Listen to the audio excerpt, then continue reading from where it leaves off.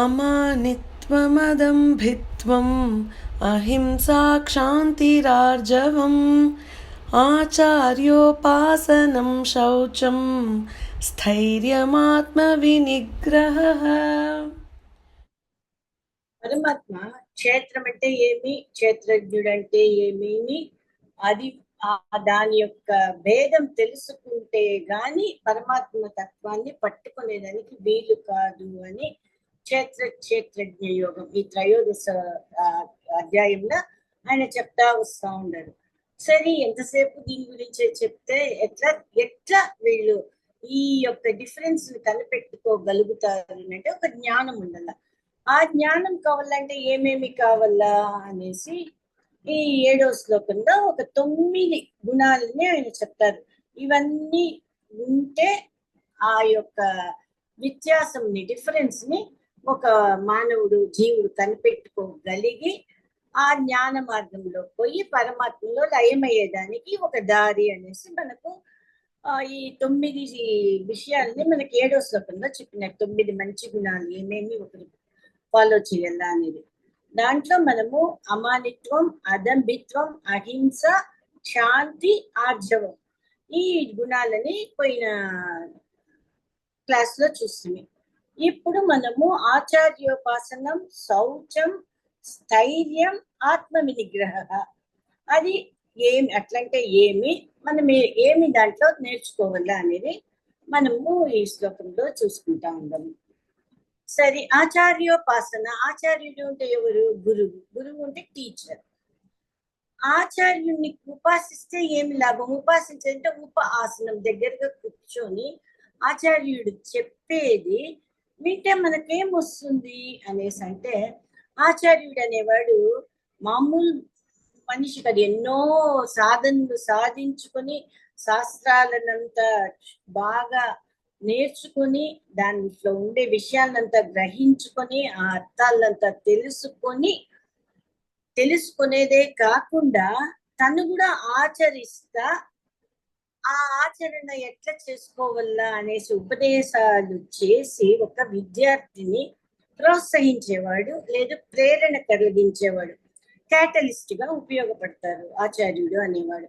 ఆయన మాత్రం పైకి రాకుండా తన చుట్టూ ఉండే వాళ్ళని కూడా పైకి తెచ్చి పరమాత్మ జ్ఞానాన్ని తెలుసుకునే దారికి తెచ్చేవాడు ఆచార్యుడు. దానికి చెప్తా ఉంటారు ఉపనిషత్తుల్లో, ఆచినోతి శాస్త్రార్థం ఆచార్యే స్థాపయత్యపి స్వయమాచరేతే యస్తు తమ ఆచార్యం ప్రత్యక్షతే. ఏమి అంటే ఈ శ్లోకానికి అర్థం వచ్చి, ఆచార్యుడిని బాగా ఉపాసన చేసుకోవాలా, ఆ ఆచార్యుని వచ్చి భక్తి చేసుకోవాలా, అది మరంతా కూడా ఏమి చెప్పేది లేదు. ఎందువల్ల అంటే పరమాత్మ యొక్క సగుణ రూపాన్ని ఉపాసన చేసే మాదిరి ఆచార్యుడిని మనం ఉపాసన చేస్తే, అందువల్ల పరమాత్మతో ఆచార్యుడిని పోల్స్తారు, కంపేర్ చేస్తారు. మనము ఆసనమయ్యి ఆ గురువు దగ్గర కూర్చొని ఆయన శుశ్రూషలు చేసి ఆయన అనుగ్రహం పొంది ఆ శాస్త్రార్థంలో తెలుసుకున్న ఆయన దగ్గర మనము నేర్చుకుంటే, విద్యను నేర్చుకుంటే, అది మాత్రం కాదు, కొంచెం మంది గురువులు వచ్చి పరమాత్మనే సాక్షాత్కారం పొంది ఉంటారు. ఆ పొంది ఉండే వాళ్ళు వచ్చి వచ్చిన ప్రతి ఒక్కరికి చెప్పించేరు అన్ని విషయాల్ని. వాళ్లకు యోగ్యుడు, ఈ శిష్యుడు యోగ్యుడు, నాకు తెలిసిన విషయాన్ని ఈ శిష్యుడికి చెప్పితే అతను గ్రహించుకొని పైకి పోగలుగుతాడు అని ఆయనకు అనిపిస్తే తప్ప ఆ విషయం జరగదు. సో ఆచార్యోపాసన చేసి ఆచార్యుడి యొక్క అనుగ్రహం పొంది ఆ విద్యల్ని మనం నేర్చుకోవాలా. ఏ విద్యను నేర్చుకోవాలా, అది మనం నేర్చుకునేది కరెక్ట్ గా చెయ్యాలా అంటే ఆయన యొక్క అనుగ్రహం, గురువు యొక్క అనుగ్రహం తప్పకుండా కావాలా. మనువు గారు ఏం చెప్తారు? వేదాలని ఉపదేశించే వారు మాత్రం ఆచార్యులు కాదు. ముందుకాలం చదువు ఉంటేనే వేదాలు చదివేదిదా చదువు అనేసి ఉంది. అది మాదిరి కాకుండా వేదాంగాలు, వేదంలో విషయాలని రకరకాలుగా కథలుగా చెప్పే గురువులను కూడా మనము ఆచార్యుడి కిందనే లెక్క చేసుకోవాలా. ఈ శాస్త్రార్థముతో చెప్పేవాడు మాత్రం గురువు కాదు. ఏ యొక్క చిన్న విషయమైనా చెప్పేవాడు కూడా గురువు. అది మరి తల్లి, తండ్రి, చుట్టుపక్కల ఉండేవాళ్ళు ఏదో ఒక విషయం మనకు నేర్పిస్తా ఉంటారు. ఇది ఇట్లా చెయ్యి, అట్లా చెయ్యి అనేసి ఉపదేశాలను కూడా ఇస్తా ఉంటారు. కాబట్టి ఇతర విద్యలను చెప్పే వాళ్ళు కూడా ఆచార్యులు అనేసి అనుకుని ఉపాసన చెయ్యాలా అనేసి దీనికి ఒక చిన్న కథ. చాందోగ్యోపనిషత్తులో ఒక అద్భుతమైన కథ. అది మీ జాబాలకుడు అనేసి. ఆ జాబాలకుడు వచ్చి ఒక గౌతమ మహర్షి దగ్గర చదువుకునేదానికి పోతాడు. చదువుకోనికపోతే సాధారణంగా ఎక్కడైనా నీ గోత్రమేమి, నీ పేరేమి అనేసి అడుగుతారు. అది వారు అడిగేటప్పుడు జాబాలకుడికి నాకు తెలియదండి, నాకు పేరు గోత్రం తెలియదు, అమ్మని అడిగి చెప్తాను ఉంటుంది. అమ్మని అడిగితే నేను పనులలోనే ఉండిపోయినానే తప్పితే నాకు ఏ విషయాలు తెలియదు, మన గోత్రం ఏమి అదంతా నాకేమీ తెలియదు, నా పేరు జాబాల కాబట్టి నీకు జాబాలకుడు అనేసి నేను చెప్తా ఉంటాను అనేసి చెప్తారు. సరే ఇంక ఏం చేసేది అనేసి ఆ గురువు వచ్చి ఆయనకు సత్యకాముడు అని సత్యం పలికినాడు కదా, తెలియదు అని చెప్పినాడే కానీ ఏదో ఒక గోత్రం పేరు చెప్పలే. కర్ణుడి మరి కర్ణుడు వచ్చి పరశురాముడి దగ్గర నేర్చుకునేటప్పుడు అబద్ధం చెప్తాడు, కానీ జాబాల అనేవాడు నిజం చెప్పినాడు. కాబట్టి నీకు సత్యకాముడు అని పేరు పెట్టి ఉపనయనం చేసి ఒక నన్నూరు బక్క చిక్కిన చాలా సన్నగా ఉండే ఆవుల్ని ఇచ్చేసి ఇది 1000 ఆవులైన తరువాత కానీ నువ్వు తిరిగి రాకూడదు అంటారు. అయితే జాబాలకుడికి తెలీదు, చదువు లేదు, లెక్క పెట్టని తెలీదు, ఆవుల్ని మేపే శక్తి కూడా లేదు. అయితే గురువు చెప్పినారు అనేసి ఆయన అడవులకు తీసుకొని పోడుస్తారు. అయితే ఆచార్యుడు అనేవాడు ఎట్లాంటి వాడు, అయ్యో ఇట్లా ఏమి అన్యాయంగా చిన్నపిల్లకాయకి ఇది మ్యాచ్ చేస్తాడే అనేసి మనం అనుకోకూడదు. ఆచార్యుడికి వచ్చి శిష్యుడి యొక్క సాధనా శక్తి తెలిసినవాడు కాబట్టి అది మ్యాచ్ చేస్తాడు అనేది మనం ఇక్కడ గమనించుకోగల. ఆచార్యుడు దయలేని వాడు కాదు అనేసి. సరే గురువు గారు చెప్పిందంతా తెలుసుకుని సంధ్యావందనం, అగ్ని కార్యాలు, ఆ ఏక సంధ్యాగ్రాహి కాబట్టి అన్నిటినీ నేర్చుకొని రోజు చేయాల్సిన పనులు అనుష్ఠానం అంటారు. ఆయా రోజు ఏం పనులు చేయాలో ఆ పనులు చేస్తా అతనికి ఆవుల్ని ఎంచడం రాదు, అయితే అది పెరిగితే కూడా తెలీదు, అయితే ఆవుల్ని మేపుతా ఉన్నాడు. ఒకరోజు ఒక ఎద్దు వచ్చి మేమంతా 1000 అయిపోయినాము, మమ్మల్ని గురువు దగ్గరికి తీసుకొని వెళ్ళండి అనేసి అంటాడు. సరే అనేసి ఎద్దు సత్యకామ అంటే సత్యకాముడు వచ్చి భగవహ అన్నాడు.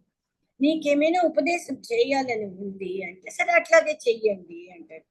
ఒకే ఒక చదువు, ఇది చదివితే ఇంకేమీ నువ్వు చదవక్కర్లేదు, అలాంటి చదువు చెప్తాను అనేసి అంటాడు. సరే చెప్పండి అంటాడు. చతుష్పాద్ బ్రహ్మోపాసన చేస్తాను, అయితే నేను ఒక్క పాదంగా చెప్తాను నీకు అనేసి వృషభేశ్వరుడు అంటే ఎద్దు కాబట్టి వృషభేశ్వరుడు అనేసి అంటారు. ప్రకాశవాన్ నామ అని పేరు పెట్టి ఒక పాదాన్ని చెప్పాడు. ఈ పాదంలో 4 కళలు చెప్పినాను, మరొక పాదం అగ్ని ద్వారా విను అనేసి చెప్తాడు. సరే అనేసి ఆవుల్ని ఎద్దుల్ని తీసుకుని గురువు దగ్గరికి పోతా ఉండి అగ్ని కార్యం చేసేదానికి కూర్చున్నప్పుడు అగ్ని రూపం ధరించిన అగ్ని లేచి వీడు బ్రాహ్మణుడు కదా, బ్రహ్మణ పాదం వక్ష్యామి అనేసి అగ్నిదేవుడు చెప్తాడంట. చెప్పండి అనేసి అగ్నిదేవుని చూసి జాబాలకుడు అంటాడు. అంతవాన్ నామపాద అనేసి 2వ పాదాన్ని చెప్పి 3వ పాదం హంస చెప్తుంది అనేసి అంటాడు. సరే మరుసటి రోజు సాయంకాలం ఇంకొక జాగాలో కూర్చొని ఉండేటప్పుడు హంస ఎగురుకుంటా వచ్చింది. హంస ఎగురుకుంటా వచ్చి జ్యోతిషాం నామపాద అని చెప్పి 4వ పాదం నీటి పక్షి చెప్తుంది అనేసి పోయేస్తుంది. మరుసటి రోజు ఒక కోనేరు వద్ద ఒక చిన్న కొలను దగ్గర అగ్ని కార్యం చేసుకుంటా కూర్చొని ఉండేటప్పుడు ఒక నీటి పక్షి వచ్చి అంతవాన్ నామపాద అని చెప్తుంది. సరే ఈ 4 వాక్యాలు వినుకున్నాడు. గురువు దగ్గరికి ఆవులతో పోయి 1000 అయిందా లేదని కూడా ఆయనకి మెన్షన్ తెలియదు, ఆ ఎద్దు చెప్పింది కాబట్టి పోయి గురువు దగ్గరికి పోతాడు. పోతే గురువు అంటారు, ఏమి ఇంత తేజస్సు నీలో కలిగి ఉండేది, నీకేమి కారణం అనేసి అడుగుతారు. బ్రహ్మ విధివ భాసి అంటే ఎవరైనా నీకు ఏమైనా ఉపదేశించినారా అని అడిగితే, మీరు తప్ప నాకెవరు గురువు లేదు. విద్యార్థుల కర్తవ్యం ఏమి అంటే, ఉపదేశిస్తే ఎవ్వరు ఉపదేశించినా నేర్చుకోవాలా అనేది ఒక విద్యార్థి చేయవలసిన పని. నలుగురు నాకు చెప్పినారు, రకరకాల కొత్త విషయాలు చెప్తే వినాలా, అవసరమైన విషయాల్ని బాగా విని అనవసరమైన విషయాల్ని వదిలేయల్లా. అట్లా చేస్తా వాళ్ళ నలుగురు చెప్పింది నేను విని జ్ఞానాన్ని పెంచుకున్నాను. అయితే మీరు చెప్పేది మాత్రమే ఉపదేశం, వారు చెప్పింది నేను విన్నాను, విషయం మాత్రమే అనేసి చెప్తారంట. అప్పుడు గురువు చెప్తారంట, అయ్యోయ్యో ఎంత బాగా ఈ బిడ్డ చెప్తా ఉన్నాడు, అన్ని సరిగ్గా చెప్తా ఉన్నాడు, ఎంత తెలివిగా చెప్తా ఉన్నాడు. 16 కళలని వాళ్ళు ఉపదేశించినారు ఈ నలుగురు. 16 కళలు అంటే షోడశ కళలు. కాబట్టి ఇన్ని కళలు నీవు తెలుసుకున్న నీవు ఇంకా తెలుసుకునే దానికి ఏమీ లేదు అనేసి ఈ బాలుడు చేసిన తపస్సు. ఏమి ఆయన తపస్సు? ఏమి ఒక మంత్రం నేర్చుకోలే, ఏమీ నేర్చుకోలే గురువు దగ్గర. ఆచార్యోపాసన. ఆచార్యుడు ఏం చెప్తే అది చేసినాడు, గురువు చెప్పింది చేసినాడు. గురువు చెప్పినట్లుగా పశువుల యొక్క సంఖ్యను పెంచినాడు. 1000 అయ్యిందా లేదా తెలియకపోయినా కూడా పెంచి తెచ్చినాడు. గోసేవన చేసినాడు. ఆయన చేసిందేమి? ఆ గోవులకు సేవ చేసినాడు. దీని ద్వారా ఆయనకు ఎంతో జ్ఞానాన్ని గురువు ద్వారా ఆయన కలిగిపోతుంది. ఏమి ఒక మంత్రం గింత్రం చెప్పకుండానే ఆయన చేసిన సత్కార్యాల వలన ఆయనకు ఉపదేశం దొరికిపోతుంది. కాబట్టి మనకి దీంట్లో ఏం తెలుస్తుంది? ఆచార్యుడు చెప్పేది వినయంగా వినల్ల. ఏమి ఆ గురువుకి ఏం తెలుసును అనేసి అనుకోకూడదు. ఆచార్యుని తక్కువ అంచనా వేసుకోకుండా ఆచార్యుడు చెప్పే మాట వినల్లా. సరే, పసివాడు వింటాడు, పెద్దవాళ్ళు కూడా వింటురా ఇది మాదిరి అనేసి అంటే దానికి ఒక కథ చెప్తారు. బృహదారణ్యోపనిషత్తులో యాజ్ఞవల్కుడి యొక్క సంవాదంలో ఒక కథ ఉంది. యాజ్ఞవల్కుడు ఈ ఆచార్యోపాసన గురించి, వినయం గురించి పెద్దవారికి ఉంటుందా అనే సంశయాన్ని, ఎవరికైనా పెద్దవాళ్ళకంతా ఉంటుందా అనే సందేహాన్ని ఈ కథలో తీరుస్తారు. జనక మహారాజు బ్రహ్మవేత్తల్లో అగ్రగణ్యుడైన వాడు, అంటే గొప్పవాడు, ఫస్ట్ అనేసి. అగ్రగణ్యం అంటే ఫస్ట్ ఆయన అనేసి. యజ్ఞవల్కుడి వద్ద ఉపదేశం పొందాలని నిశ్చయించుకుని ఆయన వద్దకు వెళ్ళి, మీకు 1000 ఆవులను ఇస్తాను, బంగారం ఇస్తాను, నాకు ఈ విషయం చెప్పండి అనేసి అడుగుతా ఉన్నాడంట. యాజ్ఞవల్కుడు చూస్తానే ఉన్నాడు. ఎంతసేపటికి ఇస్తాను అనే అహంకారంతో ఉంటాడే గాని జనక మహారాజు అహంకారం తగ్గించుకుని గురువు దగ్గర సాష్టాంగ నమస్కారం చేసుకుని, నాకు ఈ ఉపదేశం చెయ్యండి అని చెప్పనంటాడే అనేసి ఆయన కనిపెడతానే ఉండాలంట. జనక మహారాజు వచ్చి ఇచ్చే వస్తువుల్ని పెంచుతానే ఉంటాడంట. ఒక టైంలో ఏం చెప్తాడంట, ఎంత ఇచ్చినా మనకు ఉపదేశాలు ఇంకా కావాలా అనేసి, మిథిలా రాజ్యాన్ని నేను ఇచ్చేస్తాను, నన్ను కూడా మీకు సమర్పించుకునేస్తాను, ఇంకా ఏమైనా ఉంటే చెప్పండి, నాకు ఇంకా తెలుసుకోవాలని ఉంది, మీ దగ్గర నుంచి ఉపదేశాలు పొందాలని ఉంది అనేసి అంట. జనక మహారాజుకు తన అహంకారం పూర్తిగా పోయిందంటే గాని సంపూర్ణమైన ఉపదేశం పొందలేడు అనేసి తర్వాత ఆయన్నే తెలుసుకొని, నన్ను మీకు దాసుడుగా సమర్పిస్తాను అని ప్రార్థించిన తరువాతదా జనక మహారాజుకు అర్థమయ్యేటట్టు పరమాత్మ తత్వాన్ని, అభయమైనటువంటి బ్రహ్మ, సాధారణంగా సామాన్యులు ఏ ప్రాణులకైనా భయానికి లోనే జీవితాన్ని సాగిస్తారు. అంటే ప్రతి ఒక్కరు భయపడతానే వాళ్ళ యొక్క లైఫ్ ని కొనసాగిస్తూ ఉంటారు. ఆ భయాన్ని దాటి అభయ బ్రహ్మను చేరేదానికి కావలసిన ఉపదేశాన్ని సంగ్రహంగా షార్ట్ గా చెప్పి, అంతవరకు చెప్పిన ఉపదేశాలు మొదట్లో కూడా ఆయన వినయంగా లేకపోతే కూడా ఎన్నో ఉపదేశాలు చేస్తున్నారు.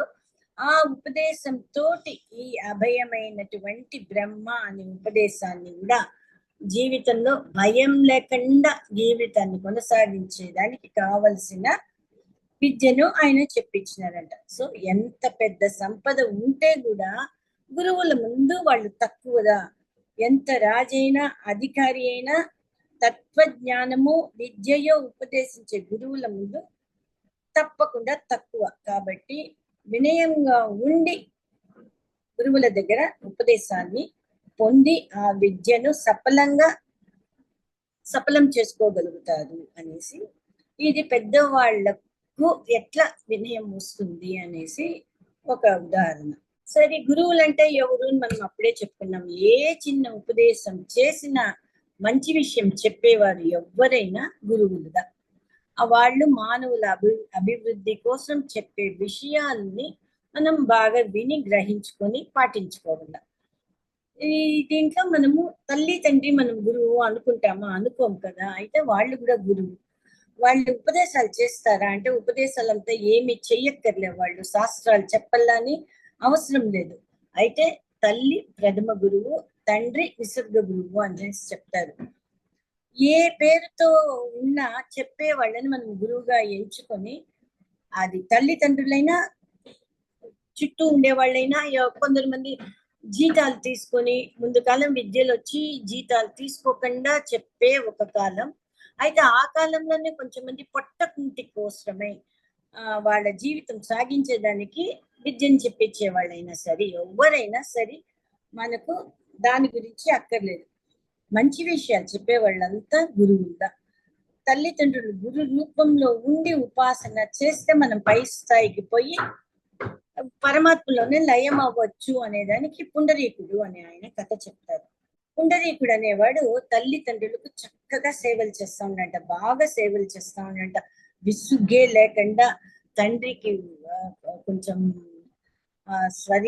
అస్వస్థతగా అంటే వ్యాధులు ఉండి ఆయన కష్టపడతా ఉంటే కూడా ఆయనకు అంత బాగా చేసి సరి చేసేసి అయిన తర్వాత తల్లిదండ్రుల తర్వాత వాళ్ళు గతించిన తర్వాత కూడా పాండురంగుడి ధ్యానంలోనే ఉండి పాండురంగుడిని ప్రత్యక్షం చేసుకోగలుగుతాడు.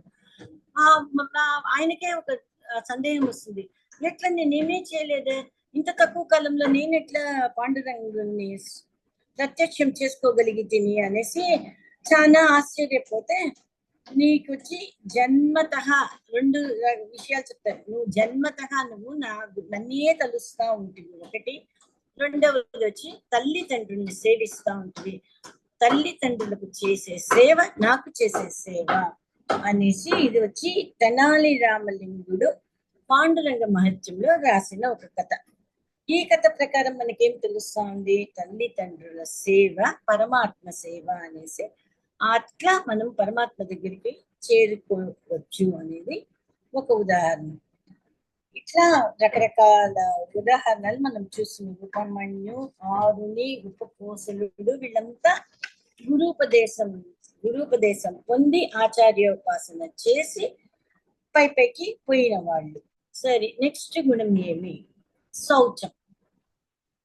ఈ శౌచం అంటే ఏమి అంటే శుభ్రత, క్లీన్ గా ఉండేది. శారీరకంగాను క్లీన్ గా ఉండాలా, అది బాహ్య శుచి అంటారు.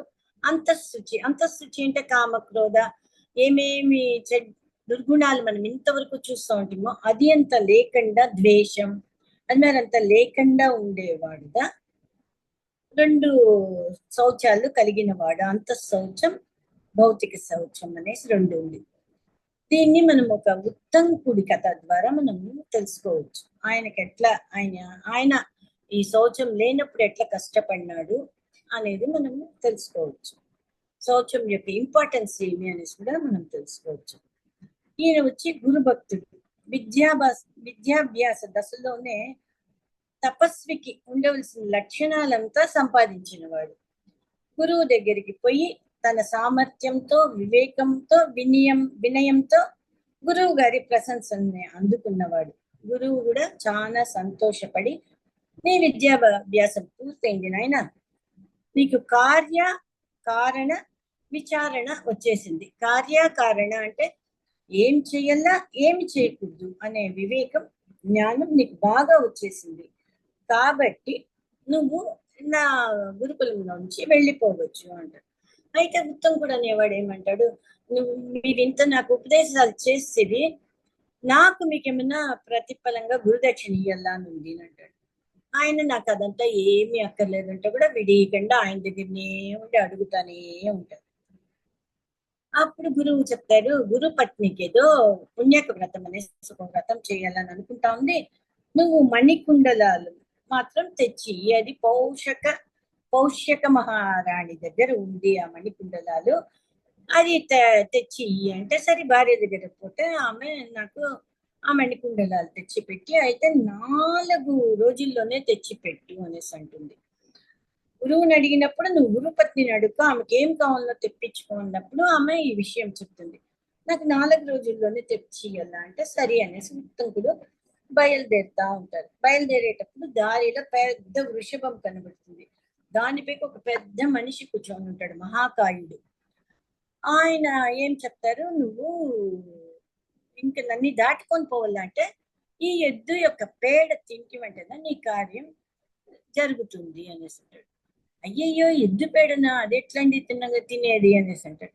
లేదు, నీ గురువు కూడా ఇది మరి తిని ఉండారు అనేసి చెప్తే సరే అనేసి ఆ ఎద్దు పేడని అట్లా తినేసి మరలా వాళ్ళు తిని ఇంకా ఆచమనీయం చేయాలంట. ఆచమనీయం వచ్చి శాస్త్ర ప్రకారంగా అంటే కూర్చొని చేయాలంట. అట్లా చేయకుండా టైం లేదనేసి నిల్చుకొని చేసేసి మహారాజ్ దగ్గరికి పొడుస్తారు. మహారాజ్ దగ్గరికి పోతే సాధారణంగా మహారాజ్ దగ్గరికి పోయి ఏమైనా కోరిక ఉంటే వాళ్ళు స్వస్తి పలుకులు అనేసి పలకల్లంట.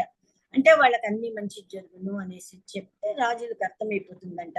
వీళ్ళు ఏదో ఒక విషయం కోసం మన దగ్గర నుంచి ఏదో ఒకటి కావాలా అనేసి వచ్చిన వాళ్ళు అనేసి అని వాళ్ళకి అర్థమైపోతుందంట. రాజు ఉత్తంకుడిని చూసి, ఆయన తేజస్సుని చూసి ఆయన్ని ఆహ్వానించి ఇన్వైట్ చేసి నీకు ఏమి కావాలా అనేది అడుగుతారు. అప్పుడు పోష మహారాజుతో నేను వచ్చి మహారాణి మణికుండలాల కోసం వస్తేని, అది మా గురుపత్ని పుణ్యక వ్రతం అనేసి చెయ్యల్లా, దానికి ఆ కుండలాలు కావాలా అనేసి చెప్పింది. కాబట్టి నాకు ఆ మణికుండలాల్ని ఇప్పించండి అంటారు. ఓ దానికి ఏముంది, నువ్వు పోయి అంతఃపురంలో పోయి మహారాణి దగ్గర పోయి తీసుకో అంటారంట. ఆయన మహా తపస్వి ఉత్తంకుడు. ఆయన అంతఃపురానికి పోతే ఆయనకు రాణి కనబడదు. అయ్యో నాకు రాణియే కనబడలేదని కోపంతో రాజుతో అంటాడు. నాకు రాణియే కనబడలేదు అనేసి అంటే అప్పుడు రాజు చెప్తాడు, రాణి తప్పకుండా అంతఃపురంలో ఉంది. నీకు కనబడలేదు అంటే నీ పరిశుభ్రతలో ఏదో లోపం ఉంది, నువ్వు శుచిగా లేదు అనేది నాకు బాగా అర్థమవుతుంది. అశుచి అయిన వారికి అంటే శుభ్రం లేకుండా అన్క్లీన్ గా ఉండే వాళ్లకు పతివ్రత అయిన నా భార్య కనిపించదు అనేసి అంటాడు. సరే ఆయన వెనక్కి పోయి యోచన చేసుకుంటా ఉంటాడు.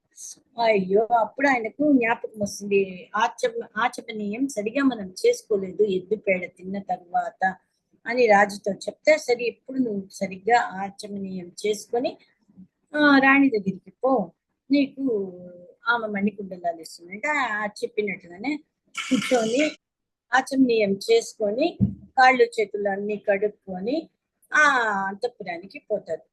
అంతఃపురానికి పోయి మునికుమారుడిపై రాజు కనిపించి అతను అడిగితే ఆమె మణికుండలాలు ఇచ్చేసి, ఇచ్చిన తర్వాత ఒక జాగ్రత్త చేసుకోవాలని చెప్తుంది. ఏమి అంటే తక్షకుడు అనేవాడు ఈ మణికుండలాన్ని తీసుకోవాలని అనుకుంటా ఉండడు. నువ్వు క్రింద పెడితేను ఆ అశుభ్రమైన అన్క్లీన్ ప్లేసెస్ లో పెడితేను తక్షకుడు వెంటనే తీసుకొని పోడుస్తాడు అనేసి చెప్తారు.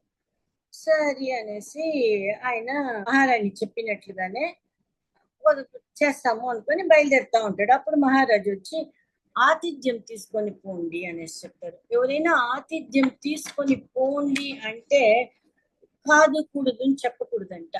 అందువల్ల ఆయన ఏం చేసేది, నాకు టైమే లేదు, భోజనశాలలో ఏముందో అది పెట్టండి, అది తీసుకొని నేను వెళ్తాను అంటాడు. అయితే ఆయనకు సేవకులు వడ్డించేటప్పుడు అన్నంలో వెంట్రుకలు ఉండేది గమనిస్తాడు. అన్నము చల్లగా ఉండేది గమనించి ఉత్తంకుడికి కోపం వచ్చేసి రాజుని అంధుడైపోవల్లా అనేసి శపించేస్తాడు. బదులుగా రాజు ఏం చేస్తారు, నీకు సంతాన ప్రాప్తియే కలగకూడదు అనేసి చెప్తారు. మళ్ళీ కొంచెంసేపు ఆయనకి ఇద్దరికి కోపం కొంచెం చల్లారిన తర్వాత ఉత్తంకుడు వచ్చి నాకు శాపం తిప్పి తీసుకో అనేసి అంటే రాజు చెప్తాడు, అదంతా నా వల్ల కాదు అంటాడు. రాజు అడుగుతాడు, నువ్వు నీ శాపాన్ని వెనక్కు తీసుకో అంటాడు. అప్పుడు ఉత్తంకుడికి కొంచెం దయ కలిగి, నీకు అంధుడుగా అయిపోతావు కదా, అది కొంతకాలమే నువ్వు అంధుడుగా ఉంటావు అనేసి అంటాడు. రాజు మాత్రం ఏం చెప్తాడు, నీకు సత్వగుణం ఉంది, అందువల్ల నువ్వు టక్కని కాలాన్ని తగ్గిస్తుంది. అయితే నాకు రజోగుణం ఉంది కాబట్టి నేను తగ్గించను, నేను చెప్పిందిదా అంటాడు. అప్పుడు ఆయన ఏమంటారు, నువ్వు తప్పు చేసి శాపం పెట్టి, అందువల్ల నీ శాపం ఫలించను అనేసి ఆయన పోడిస్తారు. ఆయన తిరిగి ఆ మణికుండలాలు ఎత్తుకొని టైమే తక్కువగా ఉంది అనేసి బయలుదేరుతా ఉంటారు. సరే బయలుదేరి ఆయన పోతా ఉంటే అక్కడ ఏమవుతుంది, ఆయన అనుష్ఠానం ఆచరణీయం అది, మరి ఆయన చేయాల్సిన పనులు చేసుకుంటా ఉంటే అప్పుడు ఆ తక్షకుడు ఎత్తుకొని పోలిస్తాడు. తక్షకుడు ఎత్తుకొని పోయేసేపటికి ఈయన దగ్గర కాల పాసం అనేసి ఒక పెద్ద దండం ఉందంట. అది వచ్చి వజ్రాయుధం అంత పవర్ఫుల్ అంట. దాంతో ఆయన పాతాళానికి తవ్వుకుంటా పోయి కనిపెట్టేస్తాడు. అయితే ఎట్లా తక్షకుడి దగ్గర నుంచి మణికుండలాలు తీసుకునేది, ఎన్నో దేవుళ్ళని ప్రార్థన చేస్తే అప్పుడు ఇంద్రుడు కనబడి పొగ వేయి, అప్పుడు పాములంతా పరిగెత్తిపోను, అప్పుడు మణికుండలం కింద పడిపోను, నువ్వు ఎత్తుకొని వేయచ్చు అనేసి అంటే, సరే అదే మరి ఆయన తీసుకొని ఆ మణికుండలాన్ని గురుపత్నికి కరెక్ట్ టైంలో ఇచ్చేస్తారు. సరే మనం ఈ కథలో ఏమి ఎంత గమనించుకోవాలా అనేసి అంటే, శౌచం చెప్పినారు కదా, వంట చేసేటప్పుడు జుట్టు ముడి వేసుకోకుండా వంట చేయకూడదు. అది చేసుకున్న దాని వల్ల ఇద్దరు అనవసరంగా శాపాన్ని చేసుకున్నారు, కోపాన్ని తెచ్చుకున్నారు, ద్వేషాన్ని తెచ్చుకున్నారు. మళ్ళీ శాస్త్రీయ పద్ధతిలోగా ఆచమనీయం చెయ్యాల, అది ఉత్తంకుడు చేయకుండా ఎన్నో కష్టాలకు అయినాడు. మూడో విషయం, ముఖ్యమైన విషయం నాకు ఈ కథలో పట్టింది వచ్చి, భౌతిక శరీరం ధరించిన మహారాణియే శుభ్రం లేకపోతే కనబడలేదు. కాబట్టి ఆ పరమాత్మ మనము మనసులో కల్మషాలు పెట్టుకొని శరీరం శుభ్రంగా లేకపోతే కనబడతాడా? మనకు కనబడేది. కాబట్టి ఈ మనసులోని కల్మషాలంతా ఎట్లా మనం పోగొట్టుకునేది అంటే, పరమాత్మ ఇంతవరకు ఎన్నో గుణాలని మనం అలవర్చుకోమంటా ఉండారు కదా, అదంతా మనము అలవర్చుకొని పరమాత్మ చెప్పిన రకంగా పోవాల. సరే ఇది ఏమైంది, ఇంత మనం నేర్చుకోవాలా? అయితే ఈ ఉత్తంకుడు ఏం చేసినాడు, కడాన ద్వేషాన్ని పెంచుకున్నాడు. ద్వేషాన్ని పెంచుకుని ఏం చేస్తున్నాడు, జనమేజయుడు అది మనకు తెలుసు, ఆయన చేసిన సర్పయాగంలో పోయి కూర్చొనేస్తున్నాడు. ఆయన కూడా ఒక ఋత్విక్గా. ఈ విషయం మనం చూస్తే ఏం తెలుస్తా ఉంది అంటే, ఏదైనా ఒక విషయం జరిగేటప్పుడు ఆ పనులు జరిపించుకుంటా పోవలనే తప్పితే ద్వేషాలు, కోపాలు, శాపాలు ఏది ఉండకూడదు. ఆ యొక్క విషయాలంతా మనం విడిచిపెట్టి మనము శుభ్రంగా ఉండి చుట్టుపక్కల కూడా శుభ్రంగా ఉండాల. ఏం శుభ్రంగా ఉండాల, ఈ నదులు, సముద్రాలు అన్ని మనమే ఈ ప్లాస్టిక్లు, పేపర్లు అలాంటిదంతా మనం నదులలో, సముద్రంలో వేయకుండా సముద్రము, నదులు శుభ్రంగా ఉండేదానికి మన వల్ల అయిన సహాయం మనం చేసుకుంటా పోవల్లా అనేది మనం నేర్చుకుంటా ఉండాల. ఈ శౌచం నుంచి మనం ఇదంతా నేర్చుకోవాలా. సరే, స్థైర్యం నెక్స్ట్ క్వాలిటీ. స్థైర్యం అంటే స్థిరంగా ఏదైనా ఒకటి అనుకుంటే సంకల్పం పెట్టుకొని ఆ పని జరిగేంత వరకు అట్లా పోకూడదు. మనం మానసికంగా కానీ ఫిజికలీ, మెంటలీ మనం అట్లా పోకూడదు. దానికి ఒక ఉదాహరణ దత్తాత్రేయుడి స్వామి గురించి. ఇక్కడ పింగళ నాగుడు అనే ఆయన చాలా కాలం దత్తాత్రేయుడిని సేవిస్తా ఉన్నారు. దత్తాత్రేయుడు ఆయన్ని నిండా పెద్దగా కూడా పరీక్షించలేదు. అయితే ఆయన దగ్గర ఎంతనో మంది వచ్చి మంచి మంచి సిద్ధుల్ని పొందుతారు. చేతులు లేకుండా వచ్చిన కార్తవీర్యార్జునుడు మొండి చేతులతో వచ్చిన వాడికి 1000 చేతులు ఇస్తారు.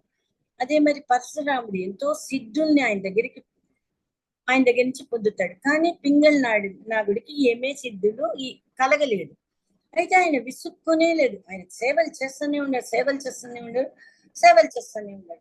దత్తాత్రేయుడు ఒకటి రోజు పిలిచి, ఏరానైనా నువ్వు ఇన్ని దినాలు నాకు సేవ చేస్తా ఉండవు, ఏమీ సిద్ధులు రాలేదని కూడా నువ్వు యోచన చేయకుండా ఇట్లా చేస్తా ఉండవు, నీ స్థిరత్వం చాలా నచ్చింది నాకు అనేసి అంటే, అవును, నా పని జరిగేంత వరకు స్థిరంగా ఉండాలని అనుకుని నేను మీకు సేవలు చేస్తా ఉండాను అనేసి పింగళ నాగుడు చెప్తే, నీకు స్టెప్ బై స్టెప్ నేను సిద్ధుల్ని కలిగించలేదు, నువ్వు డైరెక్ట్ గా నాలోనే లయం అయిపోద్ది అనేసి పింగళ నాగుడిని దత్తాత్రేయుడు చెప్తాడు. సరే, ఇట్లా స్థిరమైన ప్రయత్నం సాధన చేసుకుంటే పరమాత్మలో లయమైపోయచ్చు అని ఈ స్థైర్యం అనే గుణంలో నుంచి మనము తెలుసుకోవచ్చు. కాబట్టి మనసు ఇట్లా అట్లా చెప్తే కూడా మనం వెనక్కి పోకుండా ముందుకు సాగిపోతా మన సాధనను సాధించుకోగల.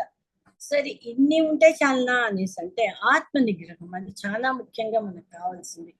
ఆత్మ నిగ్రహం అంటే ఏవి? మనస్సుని, శరీరాన్ని లక్ష్య సాధన వైపుగా పోయేదానికి ఆత్మ నిగ్రహాన్ని అలవర్చుకోవాలి. అదిద మనస్సు చాంచల్యం లేకుండా స్థిరం కలిగి అమానిత్వం, అదంబిత్వం, ఈయన చెప్పిన ఆ 9 గుణాలని తెలుసుకుంటా దాన్ని మనం సాధన చేస్తా పైకి పోవల్లా అనేసి పరమాత్మ మనకు చెప్తానే ఉండరు చెప్తా ఉండరు. కాబట్టి మనం అదన్నీ తెలుసుకొని వీలైనంత వరకు మనం సాధించుకునేదానికి ప్రయత్నించాలి.